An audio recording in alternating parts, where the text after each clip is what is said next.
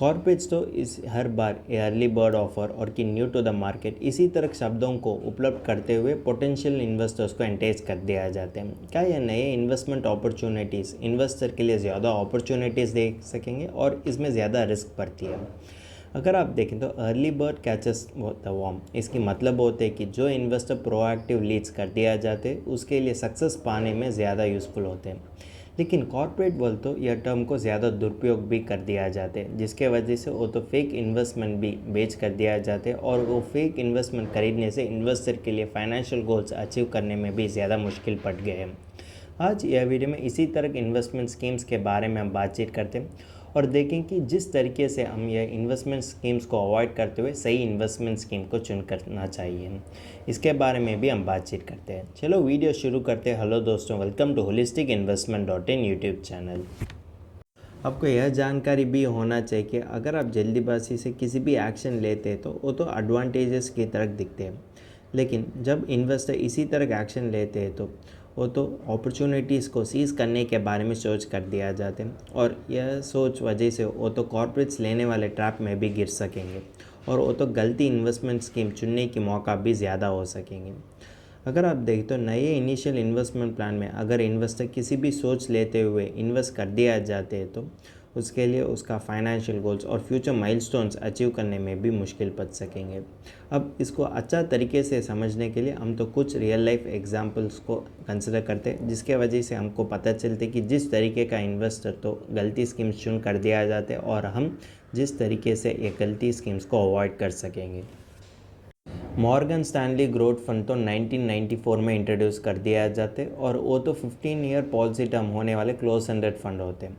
Initially देखें तो यह तो इंटरनेशनल फॉर्म ही इसको लॉन्च कर दिया जाते और इसी कारण के लिए ज़्यादा इन्वेस्टर्स के लिए वो तो गोल्डन अपॉर्चुनिटी की तरह दिखते हैं और देखें तो ज़्यादा इन्वेस्टर्स तो इसमें इंटरेस्ट भी देने की शुरुआत कर दिया जाते हैं और इसको कैपिटलाइज करने में भी ज़्यादा सोच कर दिया जाते हैं। इसी कारण के लिए इसका इनिशियल इन्वेस्टमेंट एप्लीकेशन लेने के लिए ज़्यादा लोग तो 2 किलोमीटर्स तक खड़े रहते थे और देखें तो बाकी अदर पब्लिक ऑफरिंग की तरफ भी यह फ़ंड में भी जब वो फंड मार्केट में नया से एंट्री कर दिया जाते उसके बारे में ज़्यादा एंटिसिपेशन हो रहा था और इसी कारण के लिए ज़्यादा इन्वेस्टर्स के लिए यह डर रहता था कि यह मौका नहीं छोड़ना चाहिए और यह लुक्रेटिव अपॉर्चुनिटी के बारे में वो तो ज़्यादा सोच करते हुए इसमें 1994 में ही इन्वेस्ट कर दिया जाते हैं और हाई एक्सपेक्टेशंस होने के बावजूद भी इसकी अनियमित तो जब वो शुरू कर दिया जाते वो होते कि 10 रुपीज़ और वो तो ज़बरदस्त से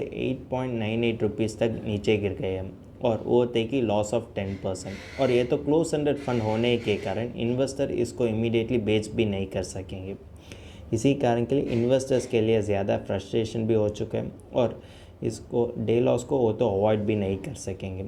इसी तरीके से यह अर्ली बर्ड कहानी तो एक अनएक्सपेक्टेड टर्न ले चुका है इन्वेस्टर्स के लिए। अब अगले हम आईपीओ फ्रेंजी के बारे में बात करते हैं। मार्केट में ज़्यादा अच्छा परफॉर्मिंग स्टॉक्स होने के बावजूद भी ज़्यादा लोगों तो आईपीओ और की पब्लिक ऑफरिंग्स को ही ज़्यादा कंसिडर कर दिया जाते हैं और देखें तो ज़्यादा इन्वेस्टर्स को आईपीओ ही अट्रैक्ट करते हैं। 2008 साल में देखें तो रिलायंस पर तो उसकी डेब्यू आईपीओ को लॉन्च कर दिया जाता है और उस समय उसका शेयर प्राइस होते कि 450 रुपीज़ और ये आईपीओ तो इतना कमा लिया और वो होते कि 11,563 करोड़।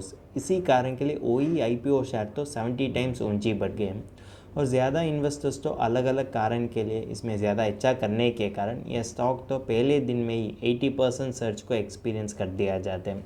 लेकिन वो एक्साइटमेंट तो ज़्यादा शॉर्ट लिव्ड होता था क्योंकि यही स्टॉक तो उसी दिन में 2,372 रुपीज़ तक नीचे गिर गया और उस समय से यह स्टॉक तो उस आईपीओ लेवल को कभी भी समय पहुंच नहीं कर सकेंगे 15 ईयर्स होने के बाद भी। और देखें तो अब इसका करंट ट्रेडिंग प्राइस होते कि अराउंड 30 रुपीज़। यही इंडिकेट करते कि जब आप आईपीओ को खरीद कर दिया जाते तो इसमें कितना रिस्क पड़ती है। और देखें तो ये आईपीओ फ्रेंजी के बारे में अगर आपको फर्दर जानकारी पढ़ने चाहते हैं तो आप तो factors to consider before investing in IPO के बारे में होने वाले आर्टिकल को पढ़ सकेंगे और इस आर्टिकल का लिंक तो डिस्क्रिप्शन में दिया गया है।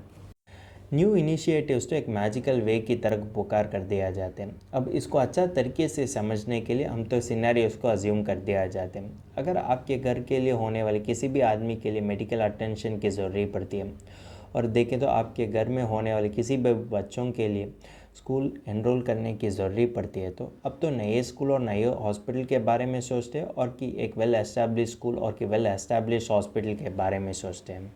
अगर देखें तो जब हम तो हेल्थ केयर और एजुकेशन एस्पेक्ट के बारे में सोचते हैं, तो हम तो ज़्यादा एक्सपीरियंस और रेप्यूटेशन पर ध्यान दे दिया जाते हैं।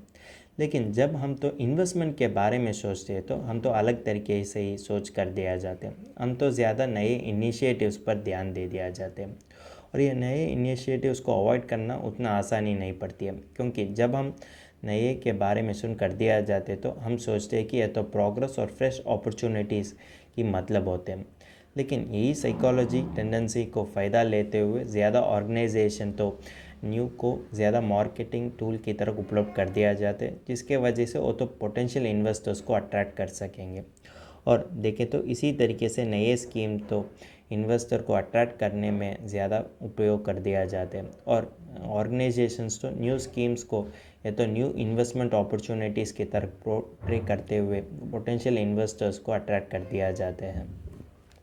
जब मार्केट में एक नए म्यूचुअल फंड ऑफर लॉन्च कर दिया जाते तो ज़्यादा इन्वेस्टर्स तो पुराने म्यूचुअल फंड स्कीम से भी उसके लिए ज़्यादा अटेंशन तो दे दिया जाते हैं। कारण होते कि इन्वेस्टर तो इसी तरह सोच कर दिया जाते हैं। अगर देखें तो इसकी एनएवी तो ज़्यादा कम पड़ती है, और वो तो 10 रुपीज़ से भी शुरुआत होने के कारण इन्वेस्टर्स के लिए ज़्यादा यूनिट्स खरीदने में वो तो मदद कर सकेंगे। और इन्वेस्टर इसी तरह भी सोचते हैं, उसके लिए ग्रेटर डाइवर्सिफिकेशन पाने में भी ये तो ज़्यादा मदद कर सकेंगे। लेकिन इन्वेस्टर तो यह चीज़ पर भी ध्यान रखने की ज़रूरी पड़ती है, एनएवी तो सिर्फ डिनोमिनेशन होते हैं। इन्वेस्टर तो जितना अमाउंट इन्वेस्ट कर दिया जाता है वही ज़्यादा महत्वपूर्ण होते हैं। अगर इन्वेस्टर 10,000 रुपीज़ को विड्रॉ कर दिया जाता है, तो अगर वो तो 10 रुपीज़ नोट डिनोमिनेशन में विड्रॉ कर दिया जाते तो उसके हाथ पर 1,000 नोट्स होता था। अगर वही 10,000 रुपीज़ वो तो 100 रुपीज़ नोट डिनोमिनेशन में विड्रॉ कर दिया जाते तो उसके हाथ पर सिर्फ 100 नोट्स ही होता था। इसकी मतलब नहीं कि वो तो कम विड्रॉयल कर दिया जाते हैं। इसके रेफरेंस लेते हुए इन्वेस्टर जब फ़ंड को चुनने के बारे में सोचते हैं, तो वो तो उस फंड का हिस्टोरिकल परफॉर्मेंस, पोर्टफोलियो एलोकेशन, और देखें तो उस फंड का पॉलिसी के बारे में भी जानकारी लेने की ज़रूरत पड़ती है। जब इन्वेस्टर एनएफओ चुन कर दिया जाते तो एनएफओ में बिना ट्रैक रिकॉर्ड और बिना पोर्टफोलियो होने के कारण वो तो ब्लाइंड रिस्क लेने की समान होते हैं, और यह ब्लाइंड रिस्क वजह से उसको फाइनेंशियल गोल्स अचीव करने में ज़्यादा कठिन लगती है।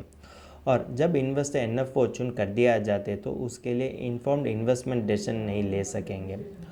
और देखें तो इन्फॉर्म्ड इन्वेस्टमेंट डिसीजन लेने के लिए इन्वेस्टर तो म्यूचुअल फंड को चुन कर सकेंगे जिसमें एटलीस्ट 3 इयर्स का प्रूवन ट्रैक रिकॉर्ड होते हैं, और वो प्रूवन ट्रैक रिकॉर्ड वजह से वो तो रिस्क एडजस्टेड रिटर्न पाने में ज़्यादा मदद कर सकेंगे। और एनएफओ में देखें तो आपके लिए ज़्यादा रिटर्न कमाने में मौका होते हैं, लेकिन एनएफओ में आप तो ब्लाइंड रिस्क लेने के लिए सामान होने के कारण आप तो एनएफओ को बिल्कुल अवॉइड करने की ज़रूरत पड़ती है। अब अगले हम क्रिप्टो करेंसी इन्वेस्टमेंट के बारे में बात करते हैं। क्रिप्टो करेंसी इन्वेस्टमेंट में इन्वेस्टर तो नए रिस्क को सावधान वजह से हैंडल करने की ज़रूरत पड़ गई है। ज़्यादा इन्वेस्टर्स तो 2020 साल में देखें तो क्रिप्टो करेंसी में इन्वेस्ट करने के कारण उसके लिए ज़्यादा लॉसेस भी हो चुका है। कारण होते कि क्रिप्टो करेंसी को गवर्न करने के लिए सेबी और आरबीआई की तरह कोई भी रेगुलेटरी बॉडी नहीं है। अगर देखें तो ये लैक ऑफ रेगुलेशन के कारण क्रिप्टो करेंसी में ज़्यादा लॉसेस हो चुका था, और इसमें ज़्यादा फ्रॉडलेंट एक्टिविटीज़ भी हो चुका है। अगर इन्वेस्टर इसी तरह की इन्वेस्टमेंट स्कीम्स में इन्वेस्ट कर दिया जाते तो उसके लिए ज़्यादा लीगल इश्यूज़ भी होता था, और यह लीगल इश्यूज़ को सॉल्व करने के लिए ज़्यादा महंगा होता था और ज़्यादा समय भी लगता था। अगर देखें तो कंपनी शेयर्स तो कंपनी परफॉर्मेंस पर निर्भर होते हैं, और इंडियन रुपी वैल्यू तो इंडियन इकोनॉमिक ग्रोथ पर निर्भर होते हैं। लेकिन क्रिप्टो करेंसी फ्लक्चुएट होने के कारण देखें तो वो तो लॉजिकल नहीं होते। इसी कारण के लिए इन्वेस्टर्स के लिए ये इन्वेस्टमेंट पर उतना रिलायबिलिटी नहीं होता था, क्योंकि इन्वेस्टर्स के लिए लैक ऑफ क्लैरिटी होने के कारण इन्वेस्टर्स तो इसी तरह के इन्वेस्टमेंट अवॉइड करने के बारे में ही ज़्यादा सोच कर दिया जाते हैं। लेकिन अगर देखें तो पहले कुछ साल में ये तो ज़्यादा इन्वेस्टर्स की इंटरेस्ट पाने के कारण वो तो 1.9 करोड़ इंडियन रुपी इन्वेस्टमेंट तो क्रिप्टो करेंसी में इन्वेस्ट कर दिया जाता था। लेकिन देखें तो ज़्यादा इन्वेस्टर्स के लिए ये तो लॉसेस भी हो चुका है। अगर देखें तो ये लॉस होने के कारण देखें तो वो तो उतना लॉजिकल नहीं होता था, और ये तो जिस तरीके से उतना पॉपुलर हो चुका है वो भी उतना क्लैरिटी नहीं दे होता था। इसी कारण के लिए आप एज इन्वेस्टर तो ज़्यादा ध्यान देने की ज़रूरत पड़ती है कि जिस तरीके का इन्वेस्टमेंट प्रोडक्ट आप चुनना चाहिए और जिस तरीके का इन्वेस्टमेंट व्हीकल आपको फाइनेंशियल गोल्स अचीव करने में मदद कर सकेंगे।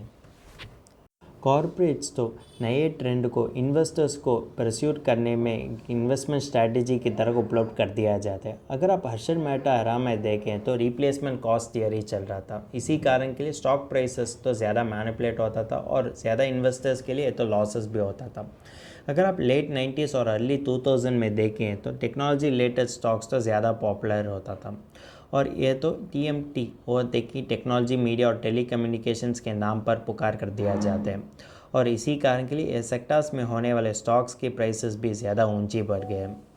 अगर देखें तो यह ट्रेंड वजह से ज़्यादा इन्वेस्टर्स तो IPO में इन्वेस्ट करने के लिए शुरुआत कर दिया जाते हैं, लेकिन बाकी अदर इन्वेस्टमेंट्स की तरह इसमें भी इन्वेस्टर्स के लिए सिग्निफिकेंट लॉसेस होता था। अब ज़्यादा कंपनीज या बसवर्ड को दुरुपयोग करने के कारण इन्वेस्टर तो गलती इन्वेस्टमेंट कंपनीज में इन्वेस्ट करने के लिए शुरुआत कर दिया जाते हैं।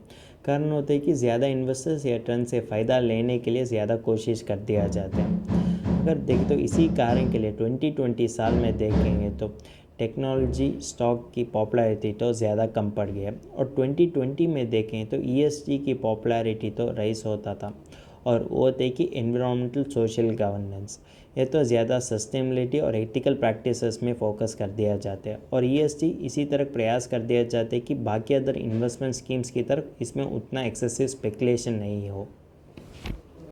अब हम तो एक कंक्लूजन ले सकेंगे, चेंज को एक्सेप्ट करना और वेलकम करना तो हमारा चॉइस होते हैं।